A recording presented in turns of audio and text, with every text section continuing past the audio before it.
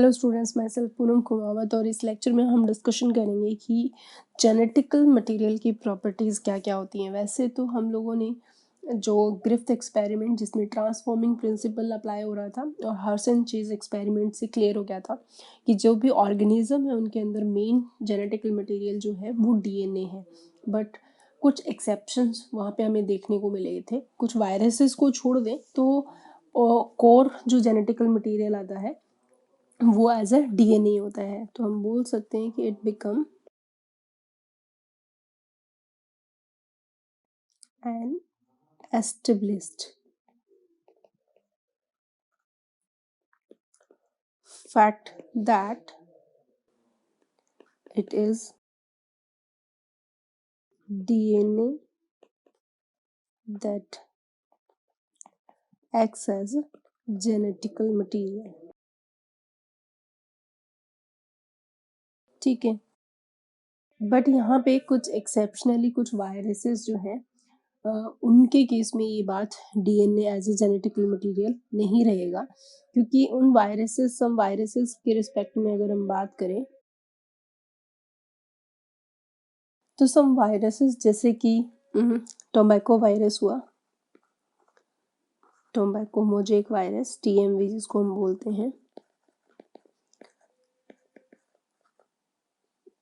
Viruses TMV. ठीक है, इसके अलावा क्यूबी बैक्टीरियोफेज।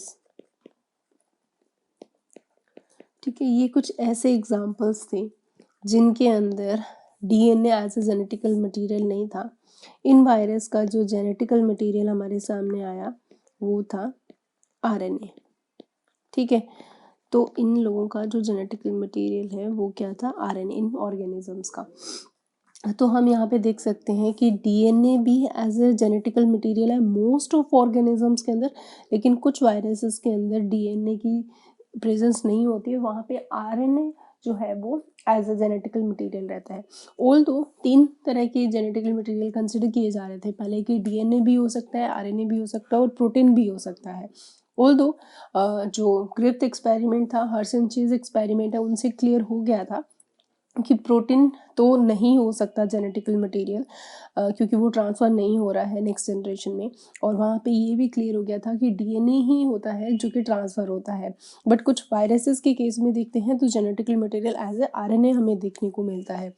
तो हम यहाँ पे कुछ ऐसे क्राइटेरिया की बात करेंगे कि जो ये डिसाइड करेंगे कि एक मॉलिक्यूल, वही हम जेनेटिकल मटेरियल कंसिडर कर सकते हैं जो उस क्राइटेरिया को फुलफिल करते हैं। A molecule can be act as genetical material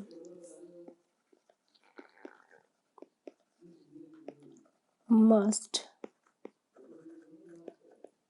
fulfill the following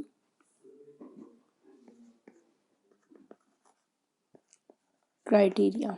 ठीक है, तो आज हम इन क्राइटेरिया के ऊपर डिस्कशन करने वाले हैं कि कौन कौन से क्राइटेरिया है जो कि एक जेनेटिकल मटेरियल जो है वो फुलफिल करता है। तो यहाँ पे जो सबसे पहले जो क्राइटेरिया हमारे पास आता है वो ये होता है कि जो जेनेटिकल मटेरियल होता है वो should be able to generate on its kind of, यानी कि रेप्लिकेशन परफॉर्म करना आना चाहिए उसे। तो जो फर्स्ट जो हमारे पास क्राइटेरिया रहेगा वो ये है कि genetical material should be able to generate its own, ठीक है, काइंड। तो मतलब यहाँ पे रेप्लिकेशन की बात हो रही है कि वही जेनेटिकल मटेरियल माना जाएगा जो अपनी फोटोस्टेट कॉपी बना सकता है। तो इस केस के अंदर जो बोथ न्यूक्लिक एसिड डीएनए और आरएनए वो दोनों ही इस क्राइटेरिया को फुलफिल करते हैं। तो बोथ न्यूक्लिक एसिड्स, ठीक है, तो यहाँ पे आरएनए भी और प्लस डीएनए भी दोनों ही के पास एबिलिटी होती है, ability to direct their duplicates. ठीक है, तो वो अपनी फोटोस्टेट कॉपी बना सकते हैं। तो other molecule in the living organism, अगर हम प्रोटीन की बात करें जिसको लेके पहले ये डिबेट था, तो वो ये चीज़ नहीं कर पाएगा। तो हम बोल सकते हैं कि the other molecules in the living system, ठीक है, क्योंकि पहले जो डिबेट था वो प्रोटीन को लेके भी था, तो प्रोटीन जो है वो इस क्राइटेरिया में फेल हो जाएगा, fail to fulfil first criteria itself. ठीक है, उसके बाद हमारे पास जो सेकंड क्राइटेरिया आता है डिसाइड करना है कि जेनेटिकल मटेरियल है या नहीं, तो वो जेनेटिकल मटेरियल माना जाएगा जो कि should be chemically and structurally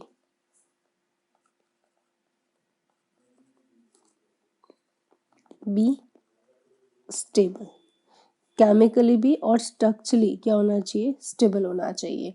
तो यहाँ पे स्टेबिलिटी के केस में बात करें तो सबसे पहले हम देखेंगे डीएनए के पर्सपेक्टिव में।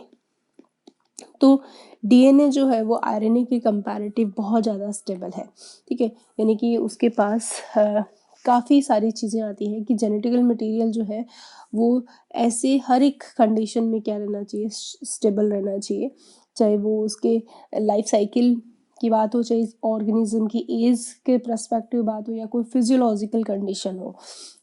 तो हम यहाँ पे ये चीज़ देखते हैं कि जो जेनेटिकल मटेरियल है, जेनेटिकल मटेरियल ये स्टेबल रहना चाहिए, किस कंडीशन में, stable enough not to change with different factors, यानी कि different stages of life cycle, इसके अलावा एज और विद चेंज इन फिजियोलॉजी, ठीक है, ऑफ द ऑर्गेनिज्म, इन सब में वो क्या रहना चाहिए, स्टेबल रहना चाहिए। तो डीएनए की जो स्टेबिलिटी की बात हम कर रहे थे, तो इसको जेनेटिकली प्रूफ भी किया गया था कि इसकी एक बहुत बड़ी प्रॉपर्टी थी जो कि एविडेंट किया था, एविडेंट इन ग्रिफ्थ्स ट्रांसफॉर्मिंग प्रिंसिपल में, ठीक है। तो ग्रिफ्थ का जो ट्रांसफॉर्मिंग प्रिंसिपल था, इसके अंदर डीएनए को हीट किल किया, ठीक है, जिससे कि वो बैक्टीरिया में डिजीज कोज नहीं कर पा रहा था, क्योंकि डीएनए की दोनों स्ट्रैंड जब हीट मिली तो वो एक दूसरे से सेपरेट होगी, लेकिन जैसे उनको सूटेबल कंडीशन मिली तो वो वापस से ही क्या करती हैं, बाइंडिंग करती हैं। तो इट सेल्फ दैट हीट जो है वो which kill the bacteria at least did not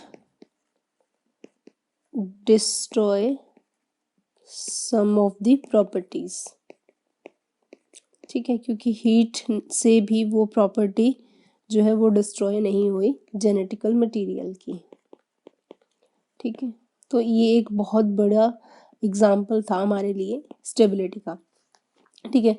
तो यहाँ पे अगर हम एक्सप्लेन करें कि जो डीएनए है उसकी जो स्ट्रैंड थी वो लाइट हीट पड़ने पे एक दूसरे से क्या हो गई, सेपरेट हो गई, ठीक है, यानी कि डीएनए की जो दोनों स्ट्रैंड थी, DNA that the two strands being complementary होती है एक दूसरे की,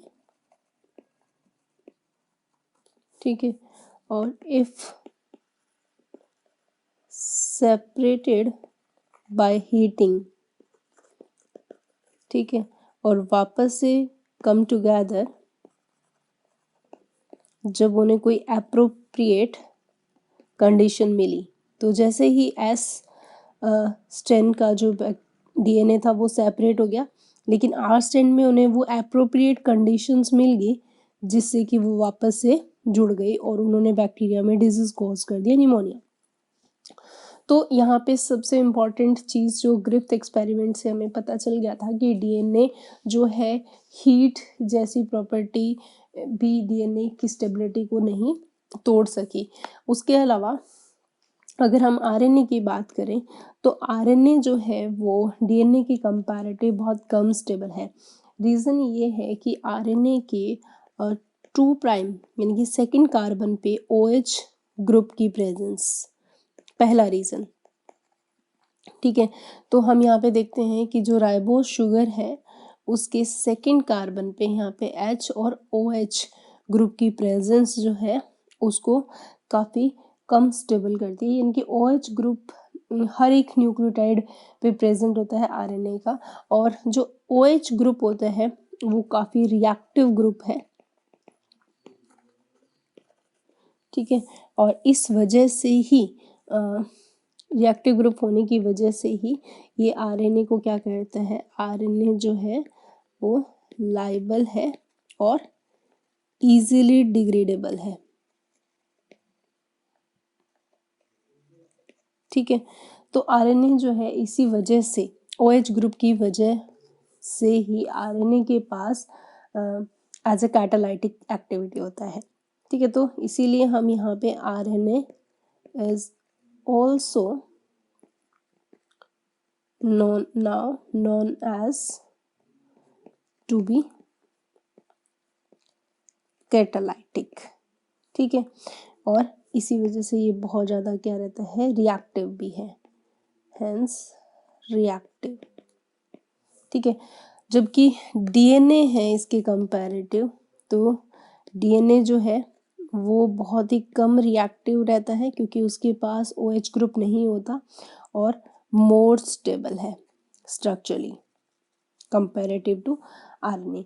दूसरा जो रीज़न है आरएनए का वो स्टेबल ना होने की पीछे वजह ये है कि यहाँ पे द प्रेजेंस ऑफ थायमिन की जगह यूरेसिल की प्रेजेंस यहाँ पे डीएनए को ज़्यादा स्टेबल करती है, क्योंकि आरएनए के अंदर जो थायमिन है वो रिप्लेस हो जाता है किससे, यूरेसिल से, क्योंकि आरएनए में यूरेसिल की प्रेजेंस है लेकिन डीएनए में थायमिन की प्रेजेंस होती है। तो इस वजह से जो डीएनए है ज़्यादा स्टेबल रहता है, क्योंकि थायमिन जो है वो एक एडिशनल स्टेबिलिटी प्रोवाइड करता है डीएनए के अंदर। तो हम बोल सकते हैं कि thymine confers additional stability to DNA।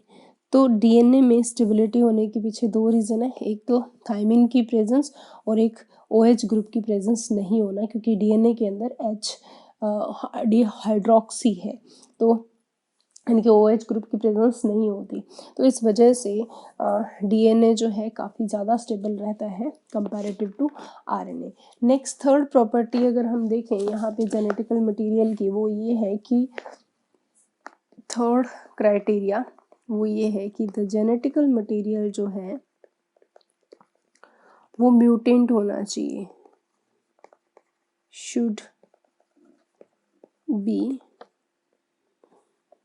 also be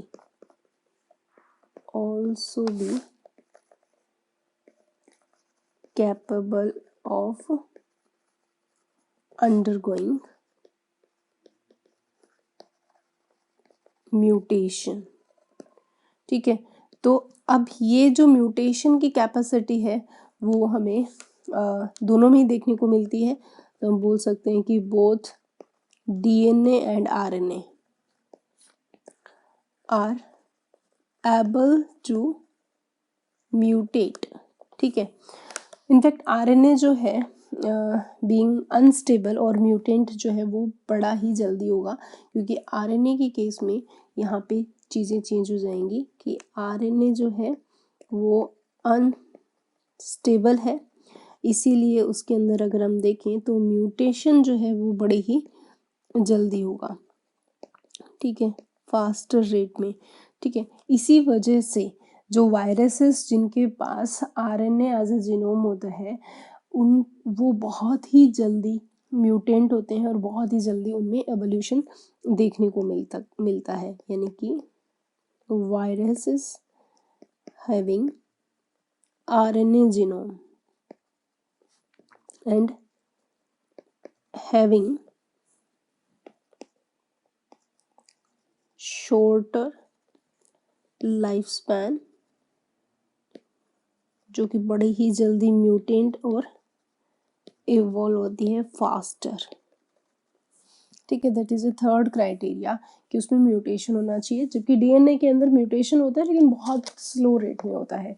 उसके बाद में लास्ट जो हमारे पास क्राइटेरिया है फोर्थ, वो ये है कि जेनेटिक इन्फॉर्मेशन जो है वो फेथफुली नेक्स्ट जनरेशन में ट्रांसफर होनी चाहिए।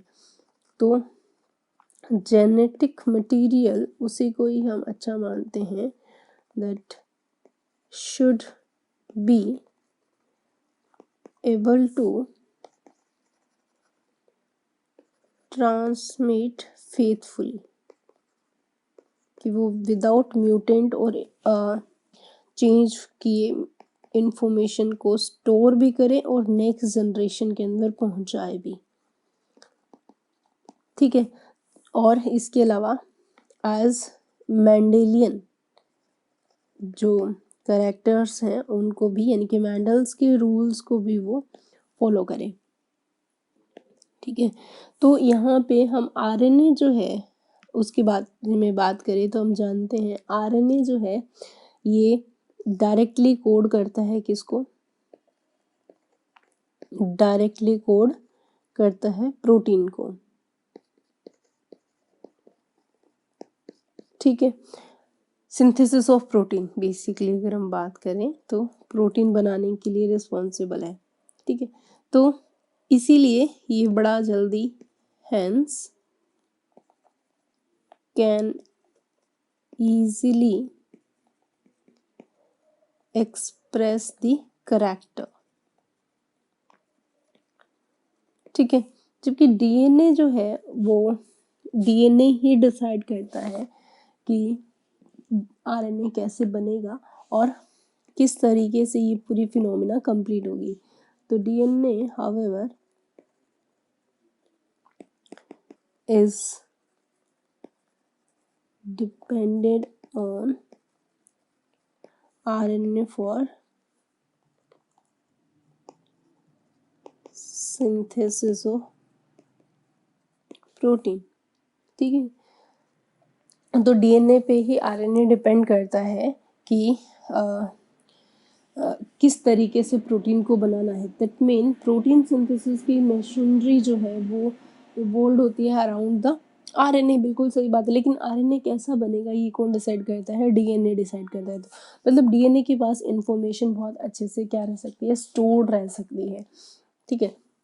तो इस डिस्कशन से हमें ये पता चलता है कि both DNA and RNA function as a genetical material, क्योंकि डीएनए से क्या बनेगा, आरएनए, और आरएनए से क्या बनेगा, प्रोटीन, ठीक है। तो प्रोटीन कैसा बनेगा ये किसने डिसाइड किया, आरएनए, और आरएनए कैसा बनेगा ये डिसाइड किसने किया, डीएनए ने। तो हम बोल सकते हैं कि जो अभी तक जितनी भी डिस्कशन हुई है, डिस्कशन वो इंडिकेट करती है that both nucleic acid, RNA and DNA ये दोनों ही फंक्शन कर सकते हैं एज अ जेनेटिकल मटेरियल,